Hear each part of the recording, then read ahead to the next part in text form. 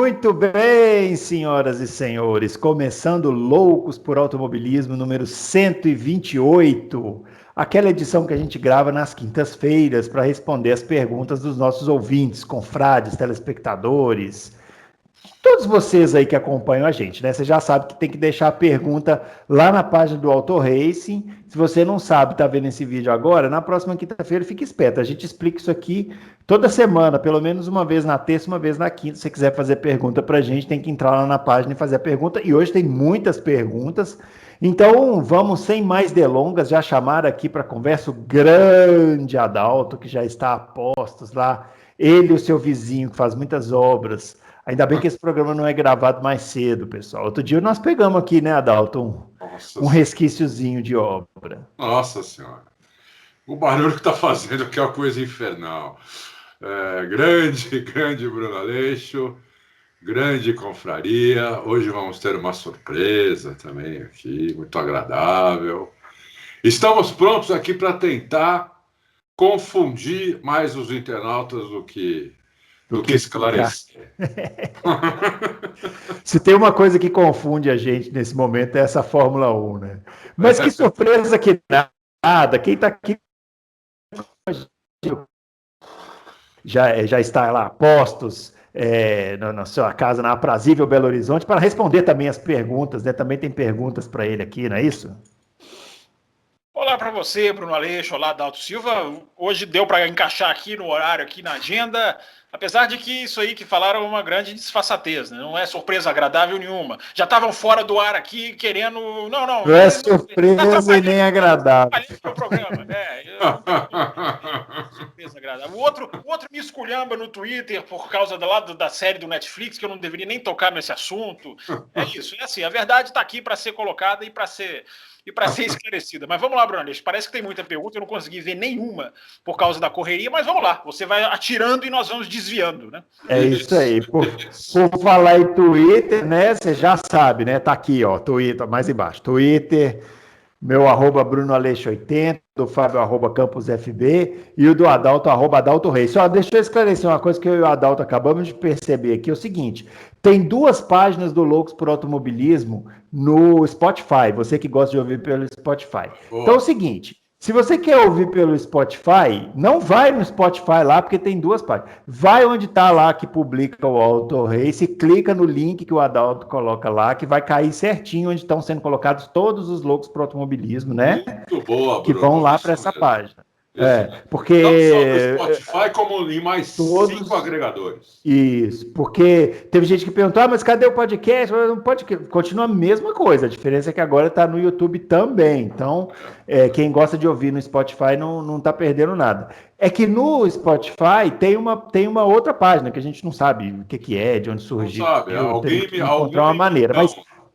alguém criou lá um alternativo, mas a página oficial é que tem lá, tá escrito Adalto Silva, mas não fica procurando, não. Entra no link lá que saiu, o dia que saiu o podcast, clica que você vai chegar no podcast no Spotify. E tem os outros agregadores lá também. Preferir. E aqui no YouTube, não se esqueça do nosso joinha, não se esqueça de se inscrever no canal, não se esqueça de marcar lá o sininho e vamos começar. Porque afinal de contas, e a gente não pode perder tempo. Vamos começar com o Drácula, o nosso ouvinte Drácula, já dos 4 costados, né? Conde Drácula. O Conde Drácula, ele pergunta, mas esse é só Drácula, ele não falou que é Conde. Drácula, a gente infere. Ele está perguntando, com relação ao estouro dos pneus, foi erro da Pirelli levar gamas mais macias ou as equipes falharam nas estratégias? E aí, Adalto? Não. As equipes não erraram as estratégias porque a Pirelli falou que o pneu duro aguentaria 41 voltas e ninguém tinha feito 41 voltas ainda, né? Parece que quem mais deu volta ao pneu duro foi o Norris e ele deu 37 e parou. Então, erro das equipes não foi. Eu tendo a achar, né, que foi um erro da Pirelli. Não sei se foi só na questão da gama dos pneus, isso provavelmente ajudou também, mas o pneu, de qualquer maneira, a Pirelli falou que o pneu branco aguentaria 41 voltas, não aguentou. Né? Com o ídolo estourou na 30ª. É isso aí. O E aí, Planejamento, Fábio? só para deixar claro aqui, ó, o piloto que mais deu voltas com pneu branco foi o Norris, que deu 41, que foi mais do que o Verstappen, muito mais, claro, do que o Verstappen. Aliás, tinham mais pilotos. O bom da gente fazer o programa da quinta-feira, né, Bruno Aleixo, é que a gente tem tempo até para estudar mais, até para ler mais e até para pegar mais evidências. Eu não vou soltar tudo agora, porque eu acredito que tenha mais perguntas sobre pneus. Eu tenho a tendência a achar. Mas só vou responder primeiro com uma curiosidade. A questão não é gama mais macia ou mais dura. O pneu que estourou foi o C3. Estava pintado de branco. O C3, senhor Conde Drácula, o C3 ele vai em todas as corridas de Fórmula 1. O C3 não tem como escapar. O C3 ele está na configuração mais macia, na média. O C3 é um pneu que é o único que vai para todas as corridas. Ele vai pintado de branco, ou ele vai pintado de amarelo, ou ele vai pintado de vermelho. Então, só para deixar isso, a questão não é pneu mais macio ou pneu mais duro. A questão é saber o que aconteceu. Mas eu tenho certeza, Bruno Aleixo, que nós vamos mergulhar nesse assunto ao longo desta edição. Eu não quero atrapalhar a sua pauta, como eu nunca atrapalho. Eu tenho certeza. Esse C3 que eles estão falando aí é que antigamente, né? Antigamente não, até 2018 era aquele monte de cor, né? Cor roxa, amarela, cor de rosa, um monte de cor. Aí eles pegaram e transformaram só em 3 cores e tem a gama inteira, né? Enfim, vamos lá. O Braia pergunta: vocês acham que esse desempenho bom da Red Bull fica restrito aos circuitos de rua ou nos autódromos eles conseguirão se manter próximos à Mercedes? Da minha visão leiga, o problema da Mercedes é com o aquecimento dos pneus e talvez em circuitos eles percam, né, eles percam essa desvantagem. Uma segunda pergunta rapidinha, rapidinho. A Pirelli errou. É a mesma coisa dos compostos de pneus lá mais macios. Vai lá, Fábio, a Red Bull em circuitos de rua. O Bruno, ele intitulou a própria visão como leiga, mas está muito certo. Tudo que eu consigo conjunturar, e até coloquei um tweet sobre isso após o Grande Prêmio de Portugal, é claro, isso que ele falou está muito certo. Não é que a Mercedes tem um problema de aquecer pneu, eu não chamaria de problema, porque a serve bem nas pistas em que o pneu se desgasta muito, que não é o caso do Azerbaijão. Mas a Red Bull aquece pneu melhor. A Red Bull tem mais a facilidade de aquecer o pneu mais rápido. Em contrapartida, vai desgastar mais rápido lá na frente. Isso. Então o ouvinte está se chamando de leigo, mas a opinião dele está certinha, pelo menos com tudo aquilo que eu leio. A Red Bull tem, mas a Red Bull aquece mesmo o pneu mais rápido. Ele não está errado, não. Eu diria até que não é que a Red Bull, não é que a Mercedes vai se aproximar, mas eu acho que a Mercedes ainda é um pouco melhor em circuito. Em Paul Ricard, eu acho que a Mercedes é um pouco melhor do que a Red Bull, inclusive. Não nos esqueçamos da última corrida em circuitos normais, que foi o Grande Prêmio da Espanha, onde a Mercedes arrebentou, né? Colocou a Red Bull no bolso, né? E a Mercedes, nas duas corridas em Paul Ricard, a Mercedes, tudo bem, era outro tipo de Fórmula 1, a Mercedes sobrava, mas as duas corridas lá ela venceu, né? Sim, então venceu. Bruno, vai ter pergunta sobre motor aí? Não, vai, né? Vai, mas do Honda, né? Você quer falar de outros? Não, sobre Honda mesmo. Então tá bom. Então aguarde. O William Alves Almeida pergunta: existe um motivo técnico para a Fórmula 1 não tentar promover uma pista com uma curva rápida oval tipo Indianápolis e uma parte mista? Zandvoort é um oval bem meia boca, ele fala aqui. Seria um bloqueio da Pirelli? E aí está citando que lembra das provas em Indianápolis, quer saber por que não teve mais provas em Indianápolis, foi por causa daqueles problemas em 2005. E pergunta também o quanto ficou melhor a Fórmula 1 depois que passou para a mão dos americanos. Está falando que ficou melhor. E aí, Adalto? Bom, fazer corrida de Fórmula 1 em circuito oval não tem nenhuma condição, esquece. O carro de Fórmula 1 não é feito para circuito oval. O carro de Fórmula 1 encosta e ele quebra, então não pode em oval. Agora, se está falando de Indianápolis, que a Fórmula 1 andou recentemente, porque a Fórmula 1 na década de 60 andou em Indianápolis também, né? Jim Clark ganhou a corrida lá, tudo, com o carro de Fórmula 1. Mas aí era junto, não? Fazia parte do calendário, fazia parte do calendário, mas a maioria das equipes nem ia. Mas algumas iam e teve piloto de Fórmula 1 que ganhou lá. Hoje em dia é impossível fazer isso, não tem condição. Agora, essa Indianápolis que correu e 2005 teve aquela vergonha, foi 2005, né? Sim. Foi, 2005. Aquela vergonha ali foi por causa de pneu mesmo, né? Mas a Michelin avisou antes, quis fazer pneu novo, quis colocar chicane, a FIA, que na época era totalmente pró-Ferrari, vetou tudo, então tá, então não vamos correr. Aí foi aquilo, aquela vergonha que a gente viu, eles deram a volta, né, de formação do grid, em vez de parar no grid, voltaram para o box.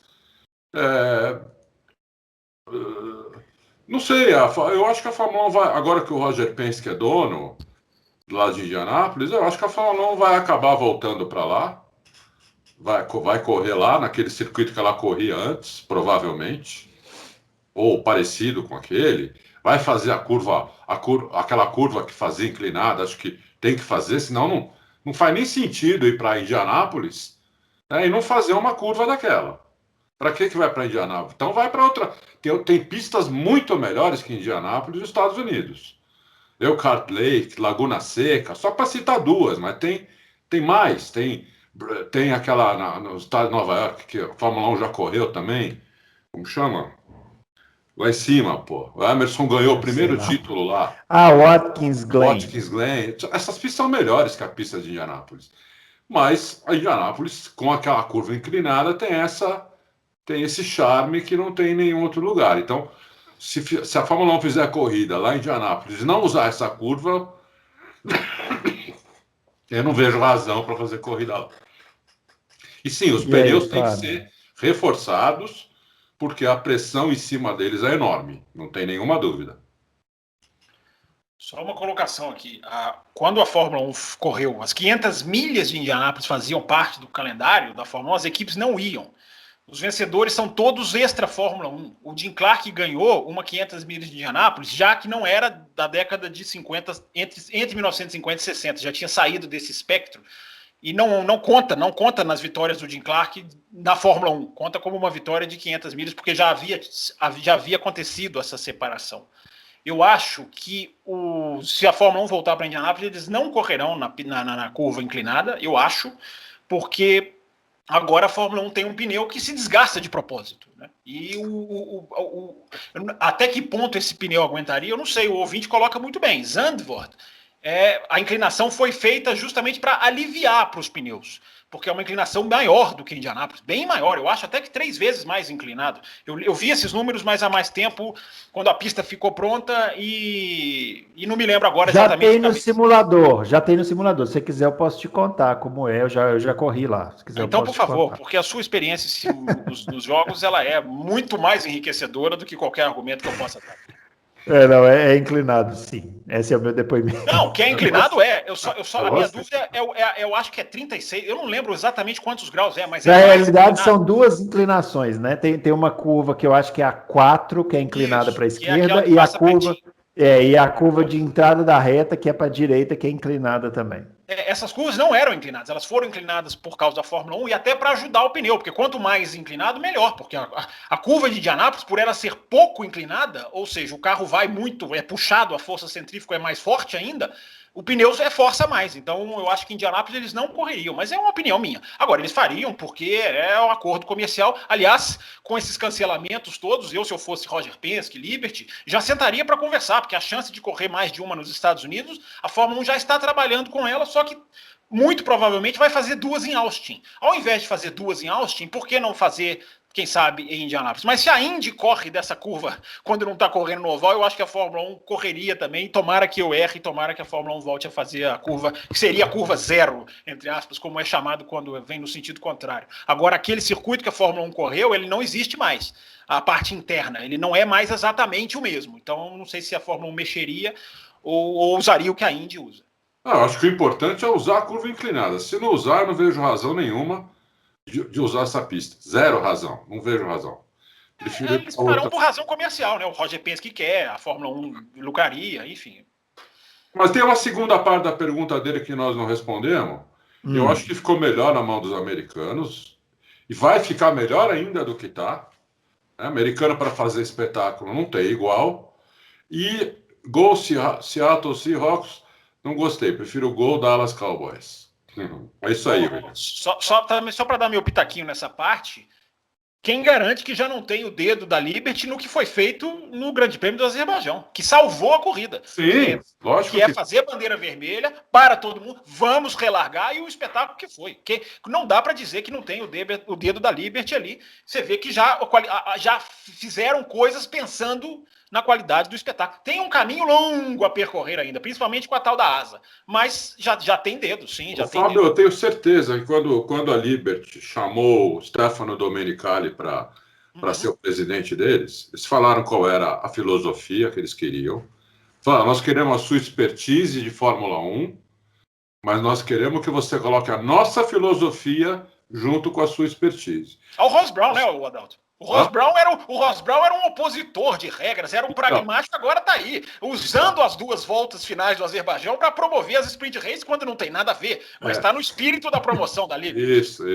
Então eu acho que é isso mesmo. Que os dois estão. Eles têm hoje a expertise da Fórmula 1, mas com uma promoção, né? Uma promoção norte-americana que não tem igual no mundo para fazer espetáculo, né? Não tem igual. Última coisa, Bruno Aleixo, prometo ser rápido.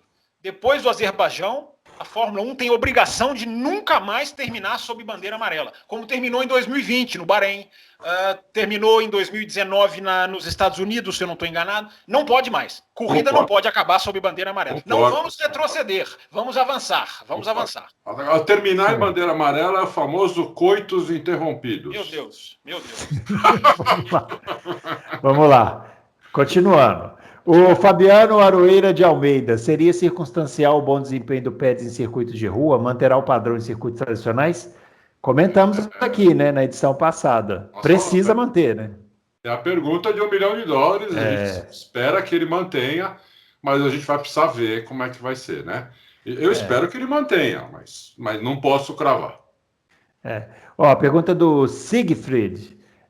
Sobre pneus também, quer saber o seguinte: devido às constantes medidas referentes à preocupação com a segurança, nesse caso o estouro dos pneus, não seria o caso da Pirelli, quando desconfiava-se do estouro do pneu do Stroll, ter dado um alerta aos demais competidores que estavam com o mesmo número de voltas para que eles obrigatoriamente trocassem os compostos, o que teria evitado o acidente do Verstappen? Fábio Campos, eu fiquei com essa dúvida.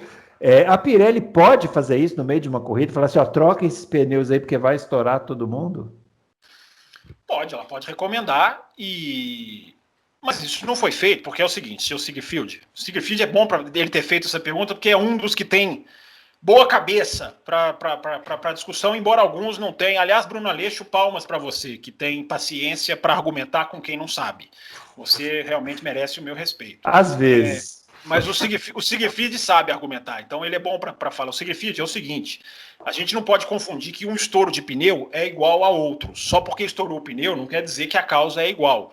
Como eu falei aqui, o senhor deve ter ouvido o programa de terça-feira, não houve nenhuma indicação de desgaste.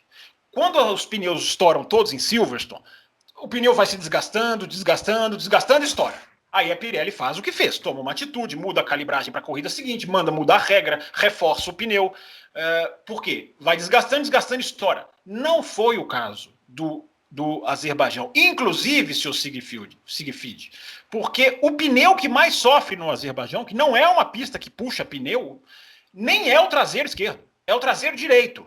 É o que mais sofre desgaste. Então, tudo isso junta para somar naquela minha análise que eu fiz na terça-feira. Para mim, ou é detrito ou é alguma coisa, uma falha estrutural. Até coloquei lá no meu Twitter prints de tela que eu fui lá buscar dos galhos na pista, da asa da Mercedes com uma avaria clara e nítida, o que me leva a acreditar que é detrito na pista. Mas a Pirelli tem que responder. Quando vai desgastando, seu Siegfried, eu tô errando o nome dele. Quando vai desgastando, o cronômetro mostra. O primeiro indicativo é o cronômetro. Porque a velocidade vai caindo, o pneu não está aguentando mais. Não aconteceu isso no Azerbaijão. Então não foi desgaste. Em circuito de rua, quando um detrito cai, ou de uma árvore, ou até de um carro, ele fica ali na pista. Não tem lugar para ele ir. Num circuito normal, ele vai para a brita, vai para a grama.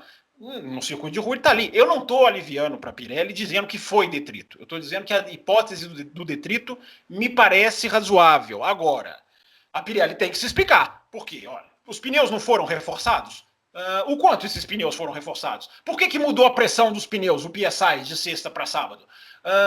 Tem que ser transparente. O do Verstappen foi detrito do Norris, do Stroll, ou o Verstappen também pode ter sido outros? Os caras estão revendo todas as câmeras on-board. O trabalho de pesquisa deles envolve isso. Então, não é desgaste, não é. Estou absolutamente convencido disso. É alguma outra coisa que a Pirelli tem que explicar. E outra coisa, o Bottas estourou pneu, era outra gama de pneus. Estourou lá e perdeu uma vitória. Era o quê? Era detrito. Então, eu vou somando essas coisas, somando esses fatores, para mim, alguma coisa veio que aconteceu com os pneus. Vamos ver o que foi. Muito bem. Pergunta do Levi Carvalho sobre motor, Adalto, que você queria, ó. Considerando que a Honda vai introduzir uma nova UP em Paul Ricard, um GP após a Mercedes, podemos dizer que a relação desempenho-confiabilidade dos japoneses melhorou bastante? Vai melhorar, né? Porque essa atualização da Honda, ela é para corrigir a confiabilidade para poder usar uma mais potência. Então, a Honda tem um problema de confiabilidade desde o começo, estão andando nas corridas, não estão andando com a potência total, isso a gente já falou aqui 1000 vezes. A ideia agora é corrigir esses problemas de confiabilidade para poder usar a potência total a partir de Paul Ricard. Colocamos ontem que a Honda ia introduzir a UP nova, um furo que nós demos em Paul Ricard na AlphaTauri. Hoje, agora à tarde, foi confirmado pelo engenheiro da Honda que trabalha na AlphaTauri, que vai introduzir na AlphaTauri. Não falou nada da Red Bull, porque talvez eles coloquem na AlphaTauri na sexta-feira e na Red Bull só no sábado. Ou, se não funcionar bem, não coloca nem no sábado na Red Bull. Então, vamos ter que esperar a sexta-feira de Paul Ricard para ver se vai funcionar. Tem mais perguntas de UP ou só tem essa? Não, tem mais Então, para frente. Tem mais coisa, depois eu falo. Então tá bom. Fábio, pediu a palavra. Pedi.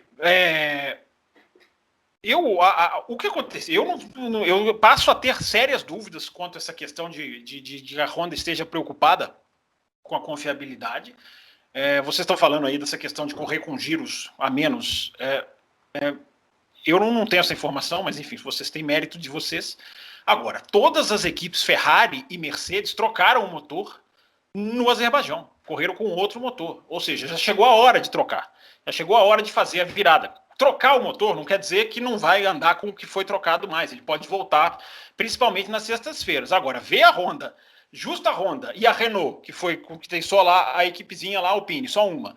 Mas a Honda não trocar no Azerbaijão e fazer o que fez, com um motor mais velho, entre aspas, eu elimino muito essa questão de preocupação, porque justamente numa pista de supermotor, e eu repito, 14 carros tinham motores novos.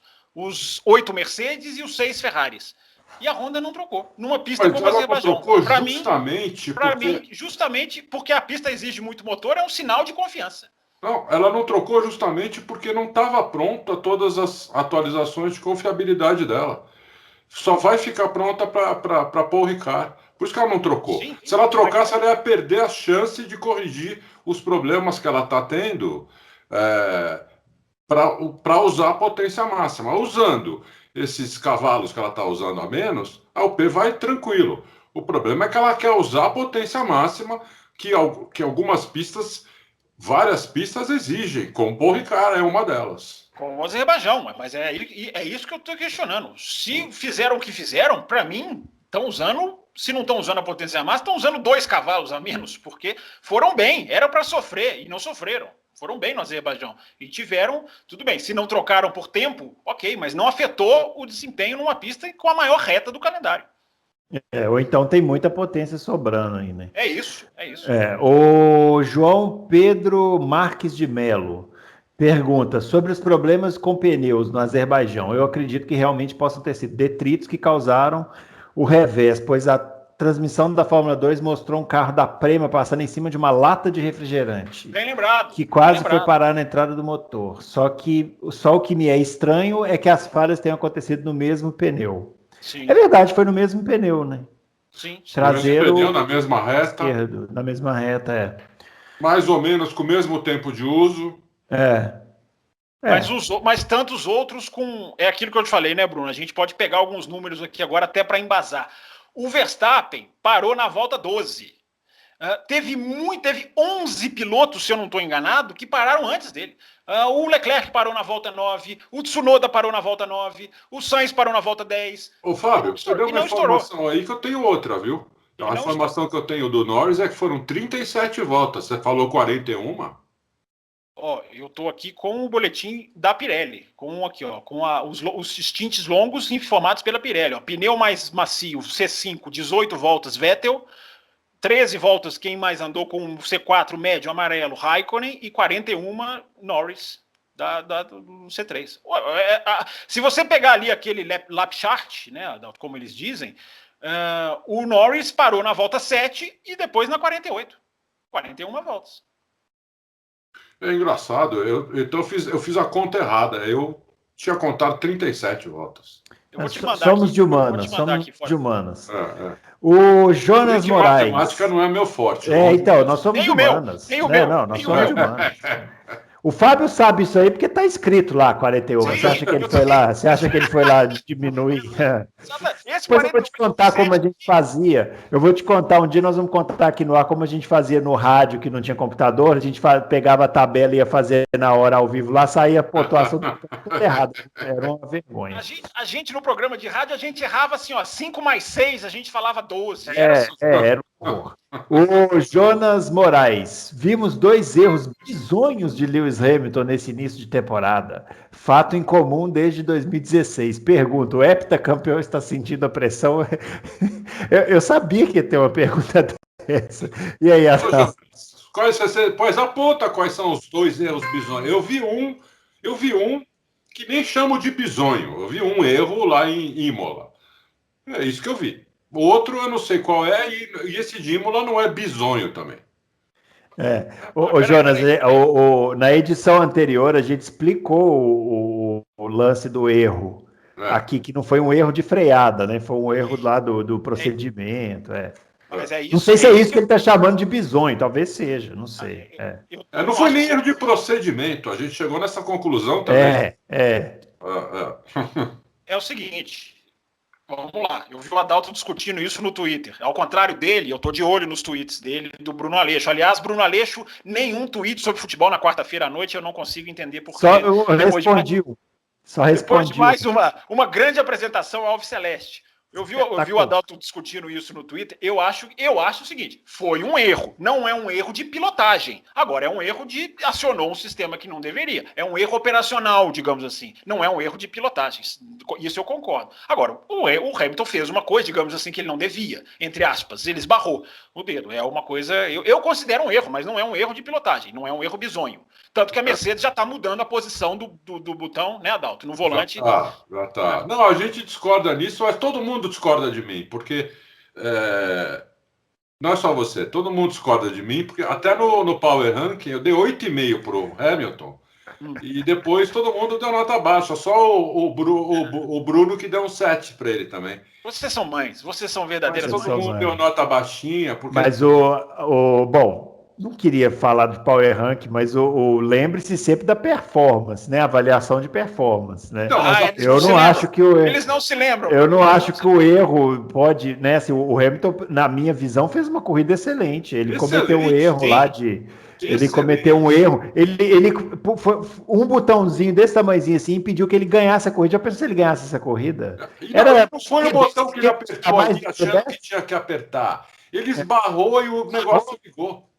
O Adalto... Mas quem esbarrou foi ele. Não, ninguém está dizendo que não foi eu. O Adalto é piloto. O Adalto, se você esbarra no botão de acionar o para-brisa quando você está dirigindo a sua super BMW, com o modelo mais avançado que existe, você cometeu um erro, ora. É um errinho bobo, mas é um erro. Perdeu tempo, vai fazer o quê? Perdeu tempo. Vamos lá. Bruno no videogame, se esbarra no volante, é erro, ora. Não tem Esse como. Fábio, viu? O Rio do Lima.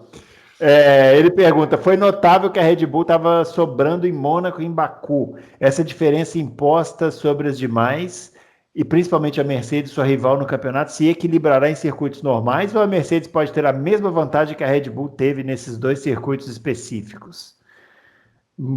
Está falando de desempenho, né, das duas equipes, né? E aí, Adalto?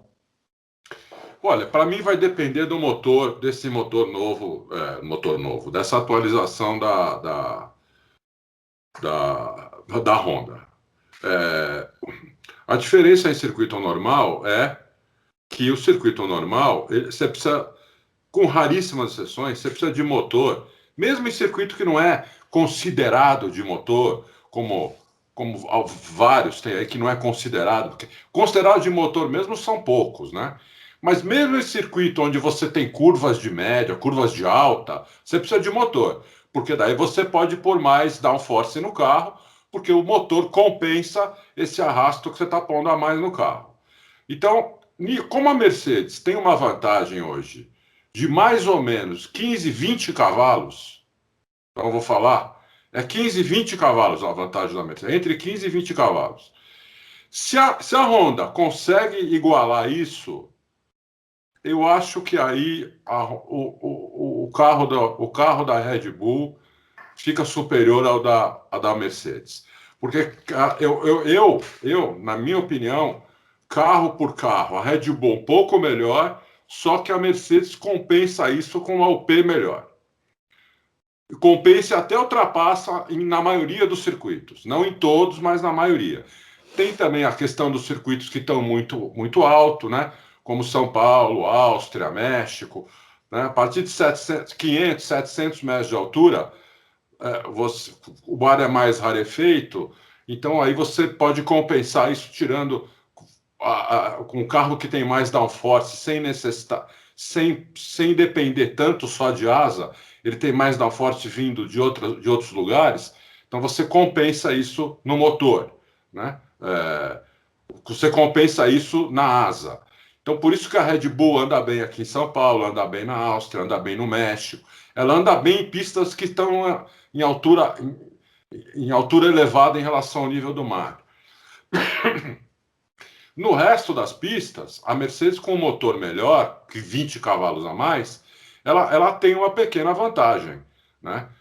Fora também que, como ela demora o Fábio falou bem no começo, como ela demora um pouquinho mais para aquecer os pneus, principalmente os pneus dianteiros, ela demora um pouco mais do que a Red Bull. O carro da Mercedes, nas primeiras voltas, ele sai um pouco de frente, né? O da Red Bull não. Então, a Mercedes economiza mais pneu. A Red Bull gasta mais pneu do que a Mercedes. Então, tem o lance do pneu também, né? Então, é isso. Eu acho que se a Honda conseguir essa atualização, resolver esse probleminha que tem para não conseguir usar a potência máxima, aí eu acho que a Red Bull tem uma vantagem. Mas precisa ver se a Honda conseguiu ou não, se ela vai conseguir ou não. Se ela não conseguir, eu acho que a Mercedes ainda tem uma pequena vantagem. Você quer dizer que você está dizendo que tem 20 cavalos de potência de diferença de um motor e outro? Sim, a Mercedes tem 20 cavalos a mais do que a Honda hoje. Hoje não. A partir da corrida, a partir do domingo do Bahrein, sexta e sábado, a Honda foi com potência máxima e era melhor que a Mercedes. No sábado, eles tiveram vários problemas no carro do Tsunoda, no carro eles trocaram em três carros. Trocaram as peças do Tsunoda, que não eram a unidade de potência. Trocaram lá a recuperação de energia, um dos MG-UH, um dos MG de recuperação, mas não trocaram a unidade de potência. Não, a unidade de potência inteira não, porque não poderia. Mas eles tiveram que começar a mexer e tirar, para não quebrar depois, eles tiveram que tirar a potência no mapeamento do motor. É isso que eles tiveram. Pediram autorização para a FIA, tiraram potência e não voltaram mais. Não voltaram mais, até hoje. E como que eles vão achar 20 cavalos com o motor congelado? São 15 a 20... Não é que eles vão achar. Essa potência já está lá. Ela não está sendo usada porque o mapeamento não permite que seja usada essa potência, porque eles têm medo que, se usar, quebra. Estão usando o japonês, o Tsunoda, desde o começo do ano, estão usando ele como cobaia.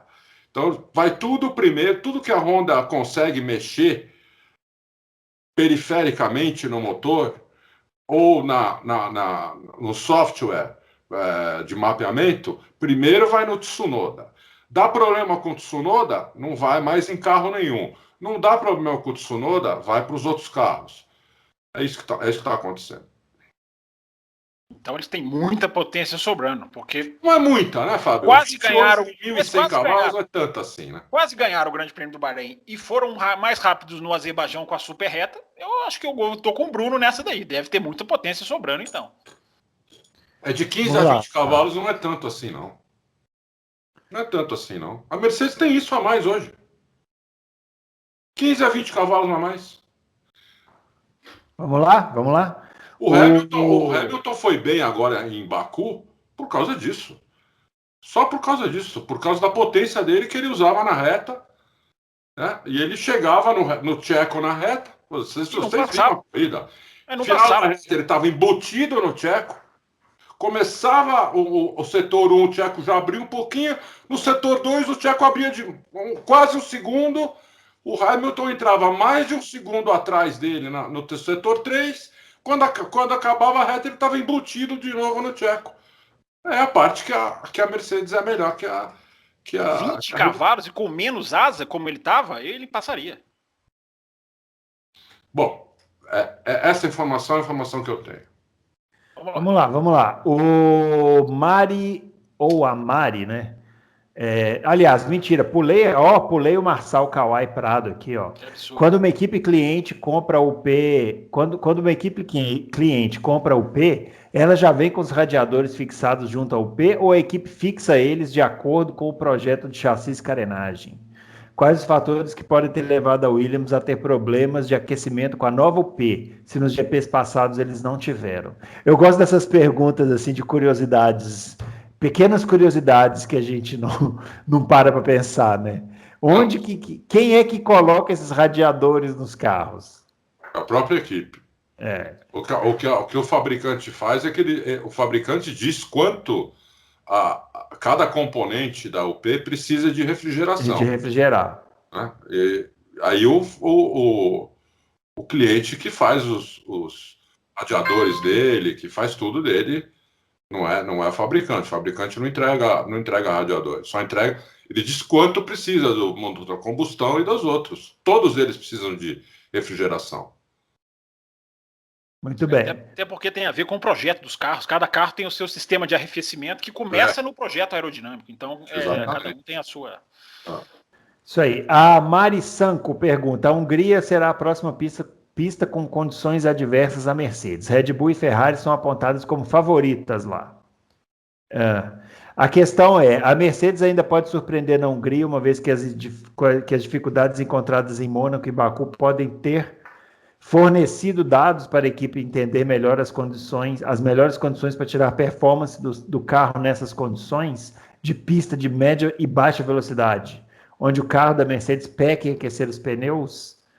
Dá para afirmar, sim, né? Porque ainda falta muito tempo, né, para chegar na Hungria, né? Acho que não, né?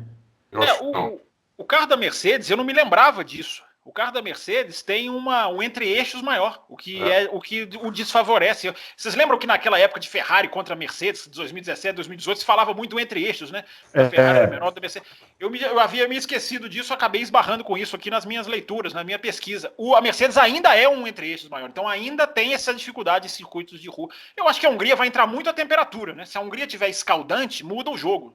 Ou se tiver fria, a Hungria ela pode estar fria ou ela pode estar quente, né? A Hungria é um país que que não tem ali uma temperatura que a gente já sabe que vem meio pré-definida, né? Então isso vai entrar no jogo também. Mas ela, ou ele, você falou ela ou ele, eu não sei se é ela. Mari, né? Mari, deve ser ela, né? Se for ela, bem-vindo. Ouvintes mulheres é o que a gente precisa muito aqui nesse programa, que é um clube do Bolinha. Mas a vantagem depois do que a gente viu, já dá para desenhar que há uma vantagem, uma pré-vantagem, né? Mas o mais legal desse ano é que eu esbocei tentar no Bahrein para Portugal lá no começo. Agora eu não esboço tentar cravar favorito, porque o mais legal desse ano é que a gente não sabe quem vai ganhar a próxima corrida. A gente pode ter uma tendência, mas não dá para saber como a gente sabia o ano passado quem ia ganhar, o ano retrasado. Esse ano não dá para saber. A gente sabia quem ia ganhar o campeonato, né, no ano passado. Tem uma coisa aí para explicar para a Mari, é o seguinte: a Hungria, apesar de ser uma pista de baixa velocidade, ela tem curvas, diferente de Mônaco e Baku, que são esquinas. Então isso já ajuda a Mercedes muito. O grande problema da Mercedes é fazer esquina, curva de 90 graus. Na Hungria são curvas, onde curvas de raio maior, né? É verdade. Isso. Então é diferente. Agora, o Fábio falou uma coisa muito interessante do tamanho do carro da Mercedes, né? Entre eixos. Mercedes é quase uma limusine, tem 5,70 metros.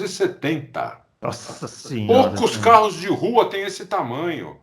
E perua tem esse tamanho, é um carro enorme, entendeu? Mas o que é menor tem quanto? Eu queria saber a diferença para o menor. Você tem esse número? Eu não sei o menor, eu não sei qual é o menor, mas eu acho que o menor tem 5,30. Uhum.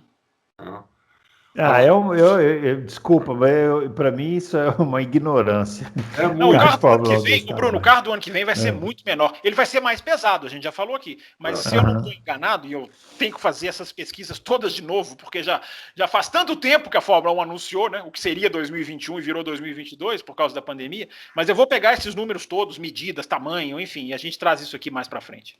Vamos lá, o Luiz Carlos o Luiz Carlos está perguntando o que a gente já discutiu, né? Depois do GP do Azerbaijão, pode-se afirmar que o motor Honda é confiável e potente. A gente já falou. Eu acho. Os motores não foram trocados e tal. Já respondemos, o Luiz Carlos. Obrigado. Marcelo BP, grande Marcelo BP. Adalto, o Mate confirmou se a UP Honda vai ser utilizada na França. Se trata de atualização ao motor novo? Não.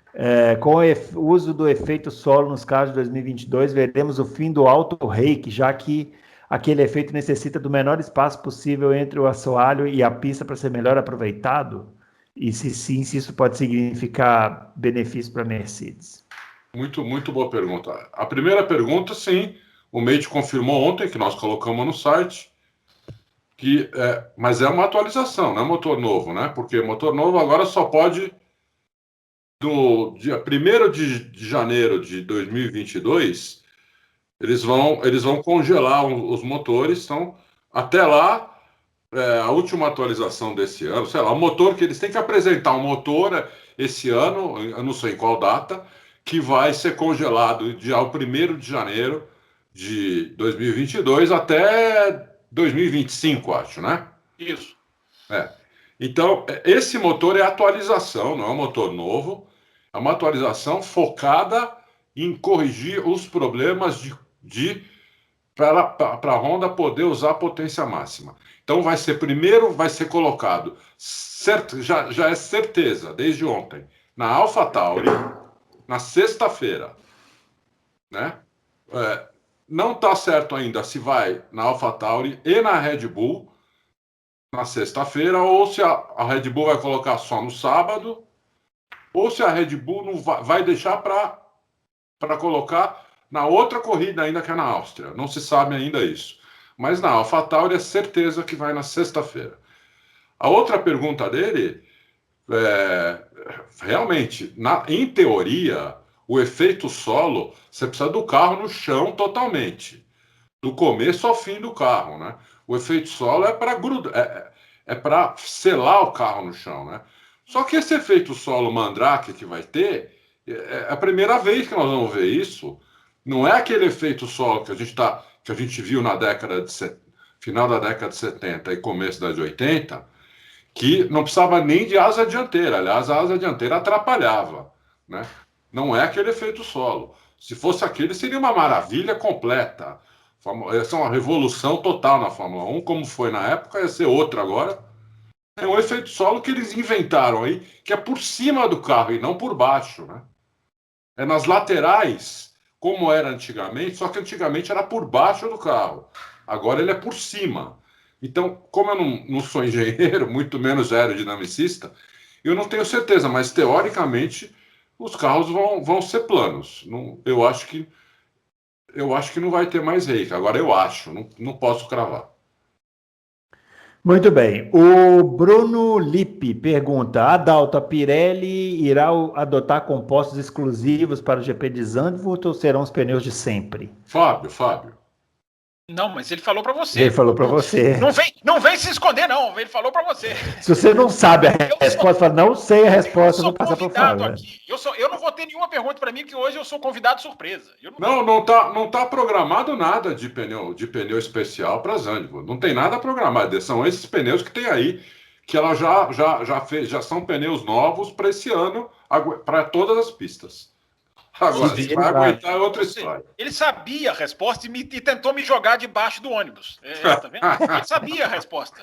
Se tivesse um pneu especial, esse pneu já teria que estar produzido, pronto, porque nada é feito em cima da hora. Então não tem. É esse pneu. Lembrando que Zandvoort é uma pista que deveria estar no ano passado e não está por causa da pandemia. Né? O Aura Drummer pergunta: falou-se muito no começo da temporada que a Aston Martin estava decepcionando. Depois dos últimos resultados do Vettel, eu fiquei na dúvida. Estava faltando carro ou piloto? Fábio Campos. Piloto, claro que é piloto. O carro também, não é só um nem só outro. A gente não pode exagerar. Agora, calma com a recuperação da Aston Martin, né? O Vettel é o piloto que mais fez pontos na história das corridas no Azerbaijão. Isso é um elogio para ele, mas vira um gigantesco asterisco, porque ele foi bem aonde então ele tradicionalmente vai bem, embora, né, está ali entre os primeiros com aquela Ferrari de 2017 e 2018, não é um feito tão grande assim, mas a pontuação está lá. O Vettel é o piloto que mais tem pontos na história do Grande Prêmio do Azerbaijão. Então, calma com a recuperação da Aston Martin. Agora, eu repito o que falei na terça-feira, ou falei na segunda, não me lembro aonde. O pódio de Azerbaijão tinha em primeiro e segundo aqueles dois que deveriam ser os pilotos da Aston Martin, Pérez e Vettel. A última vitória do Pérez, ele estava demitido pela equipe e o primeiro e o segundo colocados no pódio foram Pérez e Ocon, os que deveriam ser os pilotos da Racing Point. Então, fica aí, 3 pontinhos para a gente ver no futuro o que vai acontecer. Agora a equipe está subindo, agora eu não cravo que é uma nova Aston Martin. Vamos ver na França. Já falei que se o Vettel for bem na França, eu não contra-argumentarei mais nada. O Fábio começou bem a resposta, depois o Acá estragou tudo, né, não? Porque falou esqueceu mal, o né? ídolo Stroll, né? Que estava em 4º lugar no Azerbaijão. Você fica, deixa eu te dar uma dica. Sem fazer parada no boxe, eu também fico em 4º, hein? Deixa eu te dar uma dica aqui. Deixa eu te dar uma dica, você que não viu, o Adalto, você que não viu as perguntas ainda, eu vou te dar uma dica. Fica calmo, fica pianinho, porque mais pra frente tem um aqui que deu uma lapada num outro ídolo seu que você vai quase cair da cadeira. Mas calma, fica aí, fica quietinho. Você sacaneou o Fábio agora nessa pergunta, né? Não gasta seus cabelos brancos com Stroll, não, porque tem outro ídolo aqui que tá na corda bamba. Você sacaneou o Fábio nessa pergunta, né? Por quê? Porque você não usou a palavra inventada pelo Fábio que ele usou aqui. Qual seria? Televigênicos. Televigênio, eu nem consegui ler, desculpa, viu, Drummer? Nem consegui ler. Aliás, eu nem me lembro mais. Qual palavra que eu inventei? Eu já nem lembro mais. Foi ótima invenção. Eu nem sei o que é isso. Peraí, o que eu estava falando, hein? Eu já nem lembro. Foi o Aura Drummer que falou aqui, né? Enfim, sei lá. Só para falar que essa pergunta da Aston Martin aí já respondeu aqui o Romeu Silva Las Casas, que pergunta da Aston Martin também. O doutor Kemmel, grande doutor Kemmel, pergunta para o Adalto: tem alguma informação sobre a nova OP Honda?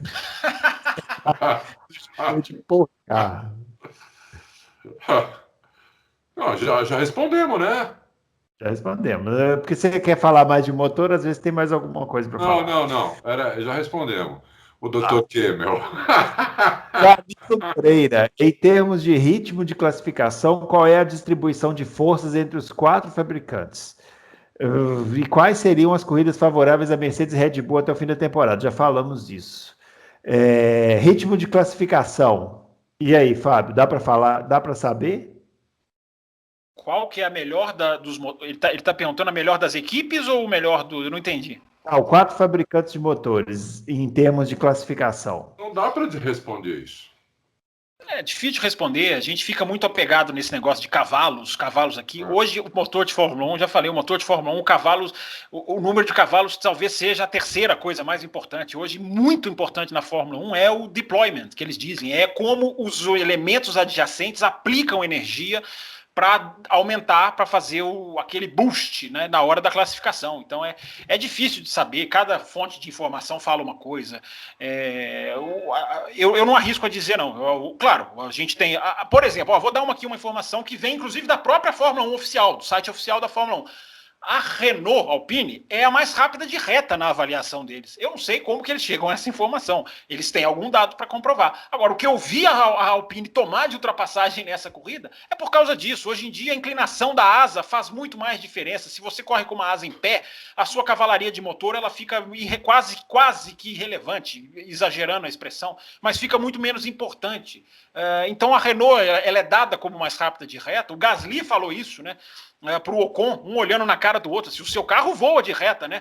O Gasly, o Kvyat falou, o seu carro voa de reta, então alguma informação eles têm, mas depende do acerto do carro. A Renault tem aquele super, digamos assim, aquela super entrada de ar, enfim. É muito difícil você saber porque é configuração, é carro barra motor para chegar nessa questão toda. Quem aplica mais energia é que consegue fazer a melhor volta.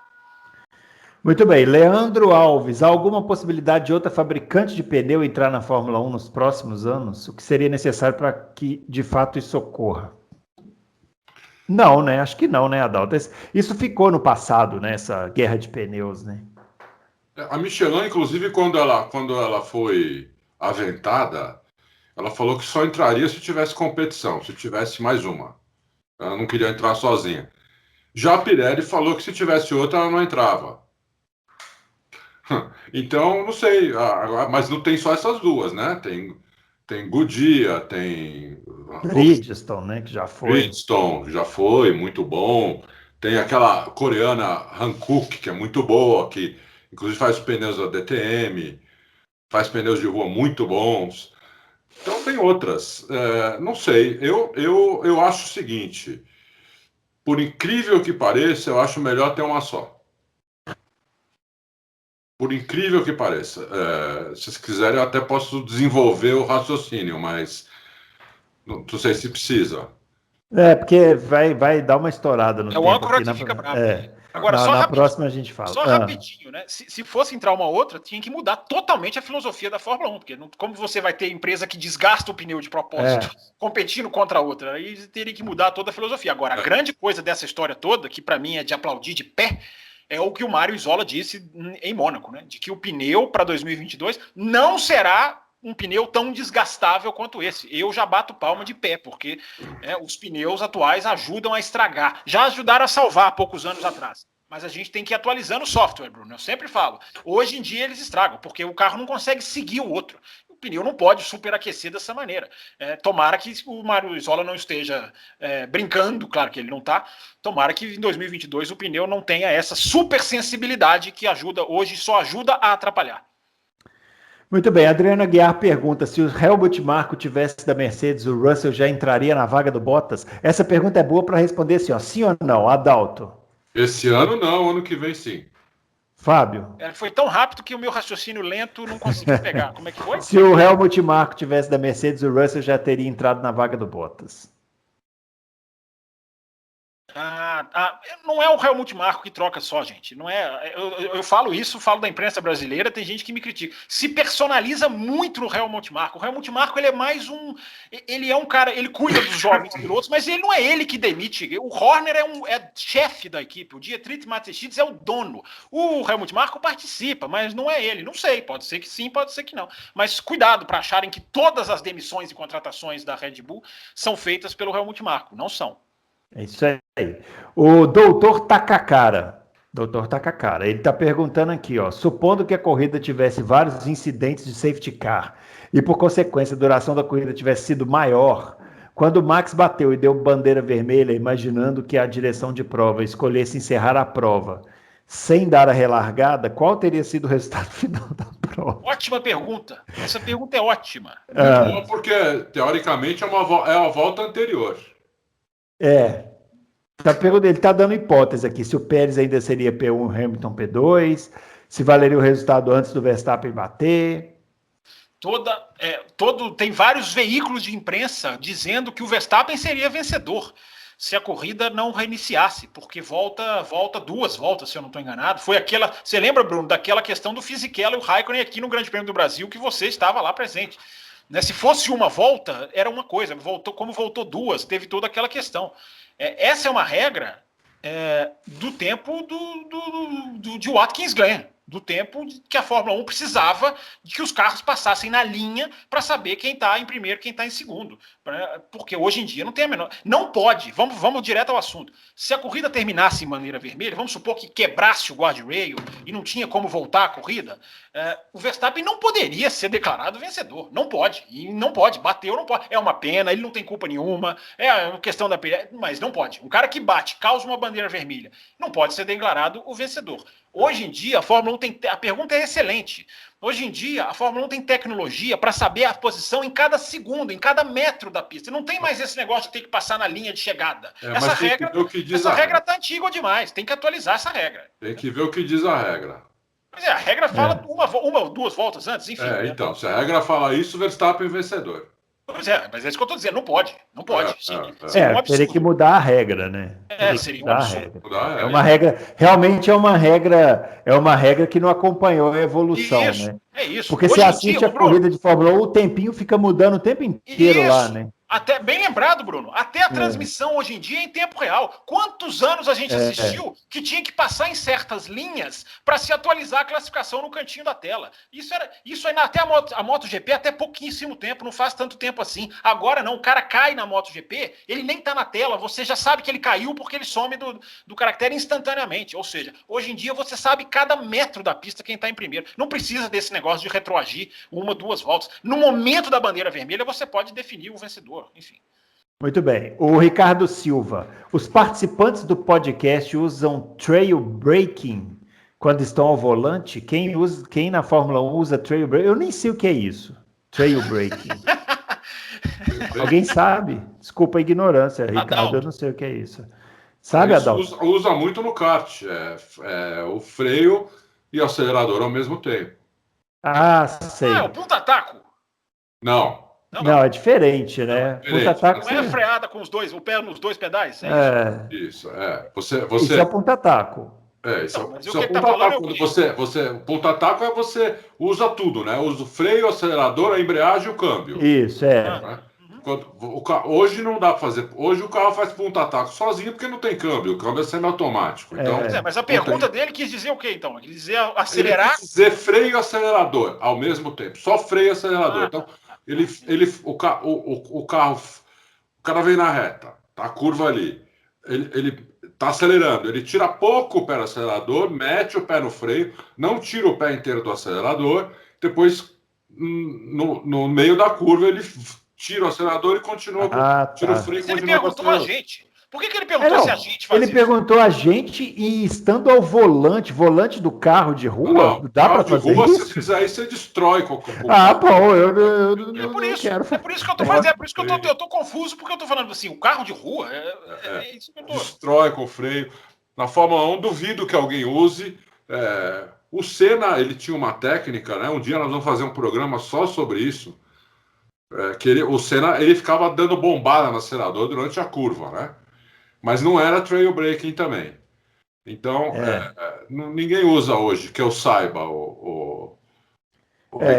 Desculpa a minha ignorância, eu nem sabia o que era, viu, Ricardo? Mas pode ser que eu já tenha usado em carro de rua, mas na barbeiragem, né? Você vai dar aquela pisada ali sem querer. Esse volante atrás de você aí, você não faz o trail braking? Não, esse aqui não, eu não uso trail braking, não. Quer dizer, às vezes já até uso, mas não com esse nome, não sei. Vamos lá. O Budiene Fonteles, ele pergunta, boa pergunta também para responder rápido. Ó. A opinião de vocês, qual dessas situações foi a mais lamentável da corrida? Leclerc não poder brigar pelas primeiras posições devido ao motor fraco da Ferrari, a batida do Stroll depois de uma corrida de recuperação, estouro do pneu do Max e assim perder pontos preciosos do campeonato, o Hamilton não ter conseguido nem pontuar depois de tanto esforço para fazer o carro se classificar entre os primeiros. O Adalto a gente já sabe, né, qual é a resposta dele, né, a alternativa número 2. Número 2. E aí, Fábio, você tem a sua? Lamentável o Verstappen estourando o pneu, liderando. Eu achei esse o mais lamentável. Muito bem. O Daniel Hartmann pergunta, digam a verdade, vocês já receberam um convite para comentar a Fórmula 1 ao vivo? Não, vamos mentir, Daniel. E o Adalto recusou em nome dos 3. Ele falou assim, nós não vamos falar, nós vamos mentir. Recebemos sim, da Globo. Eu ia ganhar $1 milhão por mês, limpo já, livre de imposto, para comentar. Fábio também e o Bruno 2 milhões para narrar. Eu falei, não, é pouco. É por isso, Bruno, é por isso que você critica as transmissões nacionais, Bruno, porque você tem inveja. Por isso. Eu descobri que eu tenho inveja de um narrador e eu amo o outro, chegando a amar mesmo, incondicionalmente. Eu descobri que eu critico por sua causa. Eu influencio o Fábio. Sim. E nós dois devíamos ouvir a experiência do Adalto, mas a gente não ouve, porque, vou ouvir a experiência do Adalto. Você é uma má influência para mim, eu concordo plenamente. É verdade, eu sou mesmo. Agora, sobre transmissão ao vivo, eu e o Fábio já transmitimos uma corrida ao vivo. Um dia nós vamos achar essa gravação, vamos trazer aqui.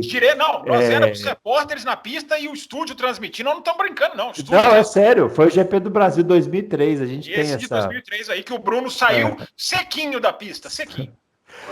Um dia nós vamos fazer aqui uma história, um especial de fim de ano só com histórias de Interlagos. Tem histórias muito boas, viu, Adalto? O Fábio tem uma história com um taxista que é uma história espetacular. Testemunhei metade da história. Nós vamos contar essa história aqui. Deixa eu no final do ano. Meu direito, porque eu estava brincando, evidentemente. Lógico que não recebemos, meu. Eu já comentei uma corrida com o Edgar, uma corrida de Fórmula 3. Quando o Edgar narrava a Fórmula 3, ele me convidou para comentar. Eu comentei uma corrida de Fórmula 3 com o Edgar narrando. Foi isso. Foi o Romeu, não. Foi o Daniel Hartmann. Você respondeu aqui. Daniel Hartmann, desculpa. O Plínio Rodrigues pergunta, vocês acham que a parceria entre Alfa Romeo e Sauber vai se manter em 2022? Ou pode aparecer uma Renault interessada em formar uma parceria com a Sauber para colocar pilotos em sua academia? Tava tendo uns boatos aí de fim de parceria de Sauber e Alfa Romeo, né? É porque o contrato vence e a situação financeira da Alfa Romeo não é essas coisas. Então, é uma dedução. Agora, já se falou em Renault, Alfa Romeo, sim, a Renault precisa não só de lugar para colocar os seus jovens pilotos, porque, aliás, a cadeia da Renault de jovens pilotos, para mim, é a melhor. Os talentos da Renault na Fórmula 2 e abaixo são muito bons. Agora, a Renault também ajuda ela a ter uma outra empresa, uma outra equipe para dar motor, né? Para desenvolver motor, para analisar, para aprender, né? Já que desenvolver não vai poder, mas para aprender, ele só tem um carro só. Então, enfim, pode acontecer. As duas possibilidades existem. Vamos lá, abriu o DRS agora, em momento de abertura aqui do DRS. Aliás, é assim, né? Para frente. É assim. Vamos lá. Isso. O Éder Matias, qual psicólogo teve mais trabalho para consolar o seu piloto? O Verstappen que teve problema fora do seu alcance ou o Hamilton que errou sem querer? Acho que ninguém erra porque... O único piloto que errou por querer na história da Fórmula 1 foi o Nelson Piquet, né? É verdade. Bem lembrado. Eu acho que o Hamilton. Muito bem. O Siegfried respondeu aqui que foi o do Bottas. Concordo. É verdade. O Vinícius Sandri pergunta, caso a Red Bull abra uma diferença razoável na liderança, o que já podia estar começando a acontecer se não fosse a sorte, é possível que a Mercedes foque no próximo carro, abandonando a luta antes do fim do campeonato? Essa pergunta é a pergunta semanal. Toda semana tem essa pergunta, qual a equipe que vai focar no carro do ano que vem? Não tem essa, né? Porque as equipes maiores já têm uma quantidade de pessoal suficiente para trabalhar nos dois carros, viu, Vinícius? Mas não adianta, Bruno, não adianta ter pessoal se você tem limitação de dinheiro e túnel de vento. É verdade, isso é verdade. De qualquer maneira, eu acho que a Mercedes nunca vai fazer essa. Mesmo com limitação, eles têm. Tem, mas a efetividade tem que ficar no papel lá desenhando. O túnel de vento tem tempo agora. O computador, aquele CFD, tudo isso eles estão fazendo já. Mas o CFD também é limitado. O CFD e o túnel de vento. O CFD não tem como limitar. Tem. O CFD, eles têm a FIA tem um software de monitoramento do CFD. Senão já tinha todo mundo ido para o CFD. Não sabia disso, não. CFD traduz aí para nós. Depois a gente troca umas... Depois eu te passo essas... Inclusive você viu, eu te passei um negócio da Pirelli aqui fora do ar, você nem viu, né? Te passei aqui. Tá aqui no chat. O que é CFD? Explica para os burros que nem eu, o que é CFD. CFD é o computador, é a dinâmica de fluidos computacional. Então é o que a Fórmula 1 está, inclusive, já desenhando para ser a única fonte de projeto do carro e abolir o túnel de vento a partir de 2030, lá na frente. É o computador que é usado para simular toda a questão, ao invés deles fazerem aquele moinho de vento gigante, é o computador que simula toda a passagem do ar, enfim. É a razão dos carros entrarem com a tinta. Tão difícil a FIA conseguir monitorar isso em todo caso. Como é difícil monitorar o orçamento, como é difícil monitorar o próprio túnel de vento, enfim, realmente é difícil, é muito difícil. É difícil, vamos lá. O Alberto Amorim, alguma notícia sobre a alteração do chassi do Ricardo? É verdade, ia alterar antes, né? E estragou, né? Porque ele bateu de novo, né? Eu não vi mais nada sobre isso, hein? Teve não. Não atualizou, não. E ele bateu e estragou. Então, se tivesse atualizado, estaria mais um chassi. Aliás, quem vai correr com o mesmo chassi é o Stroll. Para mim é surpresa, porque a Aston Martin disse que não vai trocar. Eu achei que teria que trocar porque a pancada foi muito forte. Tudo bem. Depois falam mal do ídolo, falam que o ídolo tem privilégios lá, né? Aí, ó. Não vão nem trocar o chassi dele. Que absurdo. O Ivan pergunta: essa atualização da Honda visa confiabilidade ou aumento de potência? Já falou, né? Vai ser isso, já falamos. Vamos lá. Frau F1. Gostaria de saber quanto de potência a Honda teve que cortar em sua OP naquele problema de corrida do Bahrein. De 15 a 20 cavalos. Muito bem. O Dino Júnior. A TV ensinou o brasileiro a assistir... Como é que é? A TV ensinou o brasileiro a assistir o brasileiro ganhar corrida. Se a TV ensinasse a assistir corrida de automóvel, com certeza teríamos brasileiro correndo na Fórmula 1. O que você acha, Adalto? A minha resposta para você. Mas teria brasileiro na Fórmula 1 ou teria só um jeito diferente da gente ver corrida? Não sei se uma coisa influencia tanto na outra. Eu acho que influencia, sim. Se você ensina um povo a gostar do esporte... É verdade. Checkmate para você. Mesmo que não tenha a ver, a pergunta é sensacional. Os argumentos são ótimos. Mas, Bruno, não fala mal de transmissão internacional. Não fala mal de transmissão nacional, não, tá? Porque as pessoas se irritam. Olha, você fica com inveja de transmissão internacional. Por exemplo, vamos voltar um pouco. Quando o Senna morreu, a audiência da Fórmula 1 caiu mais de 50%. Claro, foi todo mundo para a Fórmula Indy. Isso. Quando o Rubinho saiu, caiu. Quando o Massa saiu, caiu. Aí estabilizou num patamar agora que é um patamar do pessoal que gosta mesmo de Fórmula 1. Tem uns doidos, que nem nós, assistindo. Mas é um patamar muito mais baixo de quando tinha brasileiro, ainda mais vencendo, entendeu? Então, o brasileiro, assim, de modo geral, não gosta de esporte. Isso aqui. Gosta de ver outro brasileiro ganhando. É isso que o brasileiro essa pergunta do Dino Júnior é tão boa que ela dá um programa inteiro. É verdade. Você podia anotar, né, senhor? Você podia anotar como pauta futura. Você não precisa nem ficar só na Fórmula 1. Isso aqui vale para todos os esportes. Todos os esportes, eu falei. Todos os esportes. O brasileiro gosta de ver outro brasileiro ganhando. Acho que o Bruno travou ali. O Bruno, enquanto o Bruno volta, você está travado aí. Travadinho. O brasileiro, enquanto o Bruno volta, deixa eu falar, o brasileiro gosta, sabe de quê? De Copa América. O brasileiro adora a Copa América. Voltei, tá melhor aí agora? Ou tá travando ainda? Não, melhorou. O Auto Race já existia quando o Schumacher corria. E tinha muito torcedor de Schumacher, porque o brasileiro gosta de torcer também pro para o cara que ganha. Então tinha muito brasileiro torcendo para o Schumacher. Né? O Auto Racing inaugurou em 2000, o Schumacher ganhou 2000, 2001, 2, 3 e 4. Quando o Schumacher saiu da Fórmula 1, a audiência também, até do site, deu uma caída. Porque os schumacheros, a maioria deles, deixaram de acompanhar a Fórmula 1. É impressionante isso. O cara nem brasileiro era. Entendeu? Muito Hoje, bem. se o Hamilton parar, vai cair a audiência. Porque a grande maioria torce para ele também.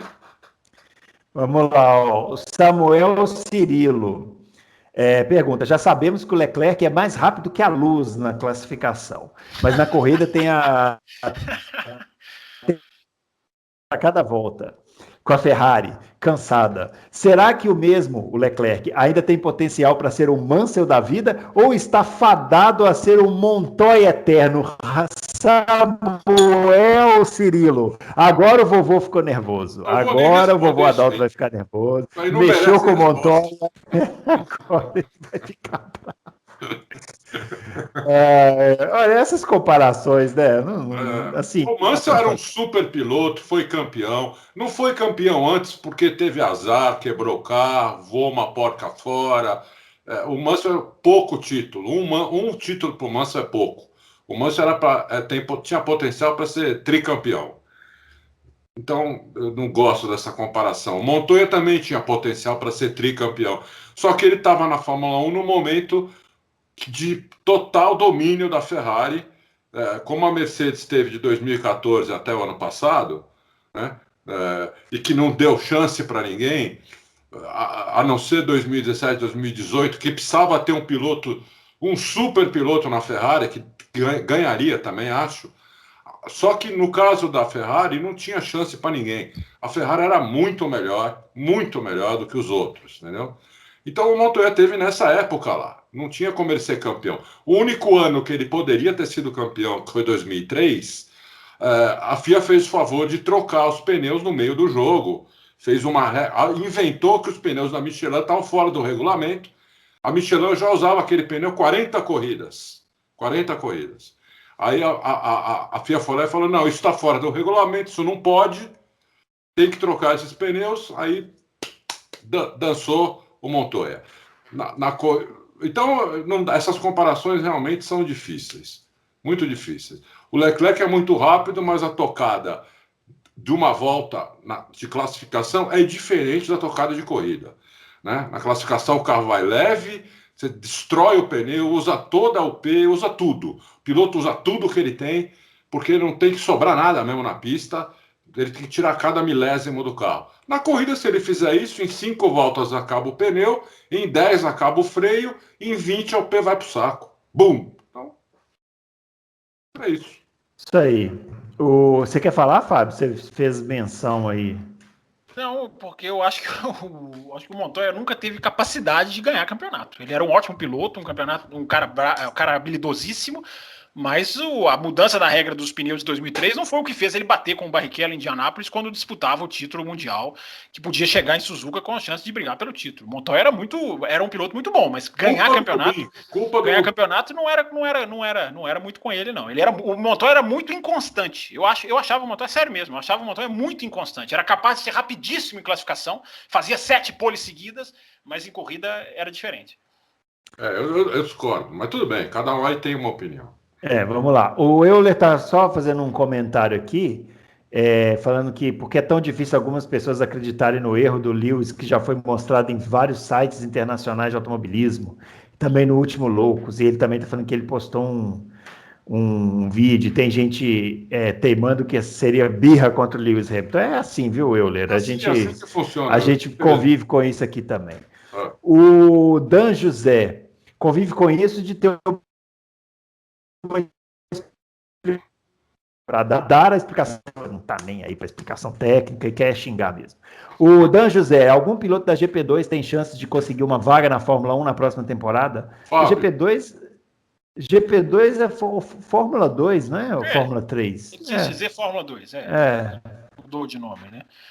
Os que têm chances são os que são filiados às equipes, né? Esse é o grande problema do automobilismo hoje, é joguinho de cartas marcadas agora. Esses pilotos que são filiados das equipes, é entre eles, e tem uma turma boa, tem o Schwartzman, que está sofrendo um pouco esse ano, mas é um piloto da Ferrari, agora os da Renault, que eu falei, o Piastri, esse Oscar Piastri é para mim uma joia. O Pourchaire, que tem uma associação com a Sauber, que machucou até agora nessa corrida do Azerbaijão, é muito novo e é um bom talento. Então, tem esses pilotos de montadora, eles vão acabar subindo, uma hora eles vão subir, a gente já sabe que são eles.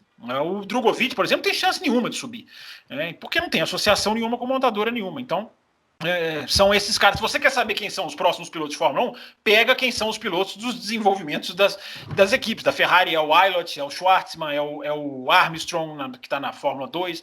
Né, da Renault, meu Deus, eu estou esquecendo os outros da Renault. É o Lungard, que está mal, o Piastri, que está bem. Enfim, são esses. Não vai escapar. E o Zhou, que é chinês, que apesar de não ser tão talentoso, tá lá brigando pela ponta, mas tem um mercado muito forte por trás. São esses que vão chegar. Vamos lá, o Jackson Pierre, se vocês acham que o GP da França estará de volta às novelas dos limites de pista. E aí, sim, né? Tipo, o GP da França deveria chamar GP Limites de Pista da França. Devia mesmo, porque ali para sair da pista e continuar acelerando é a coisa do circuito mais fácil que tem. Então, ali vai ter que ser muito bem definido antes do final de semana, muito bem divulgado, muito sério o negócio, senão vai dar problema. Já até sei qual vai ser a discussão aqui depois. Basta ter clareza. Chega no final de semana e fala, ou pode ou não pode, ou vai aqui ou não vai ali, e aí já diminui muito a polêmica se tiver clareza. Spoiler, não terão, e vai ter problema com isso. Lógico. Sabe por que não terão, né? Porque eles querem polêmica. Lógico. O Leandro... Dei um crédito pro Michael Masi. O Michael Masi salvou o Grande Prêmio do Azerbaijão. Dei um crédito. Salvou. Daremos. Mas eu acho que não vai dar certo. O Leandro Peixoto, todos falam que a dificuldade do Vettel é com relação à estabilidade da parte traseira dos carros. E o Ricardo? Tem alguma notícia do porquê a tamanha dificuldade em se adaptar ao carro da McLaren? O Adalto comentou aqui, né, no nosso último podcast, a preocupação dele com o Ricardo, né? Não, ainda foi terça-feira, hoje é quinta, não obtive essa resposta ainda, continuo não sabendo, ele não tem dificuldade com o traseiro escapando, provou isso em 2014, quando ele sentou no Red Bull sem o difusor soprado e detonou com o Vettel. Então, o problema dele não é esse, tem um mergulho em freada com a direção esterçada, que é onde escapa a traseira. Talvez o melhor da Fórmula 1. Então, não deve ser esse o problema dele. Agora, qual é? Eu não sei ainda. Mas ele já falou. Uma frase que eu ouvi ele falar para uma televisão lá de fora é que ele não está bem na freada, ele não está à vontade na freada. Né? É tudo casamento com o carro, né, Bruno? É tudo hoje em dia. É a Fórmula 1 de hoje em dia. É casar com o carro. Né? Esse é o grande segredo. É isso aí, pessoal. Finalizando, então, o Loucos para o Automobilismo, número 128. Esse final de semana a gente tem Fórmula Indy, né? Temos MotoGP também? Uma pista que eu adoro da Fórmula Indy. Não. Eu adoro essa pista de rua deles. Acho legal. Toronto, não é? Não, Detroit. Toronto? Detroit. É isso aí. Duas corridas. Temos duas corridas. Rodada dupla em Detroit. Tem Fórmula E, viu, Bruno? Tem Fórmula E. Tem Fórmula E. Fórmula E com acento, viu, galera? Tem o E e um acento. Não tem chapeuzinho, não tem circunflexo. Não tem circunflexo.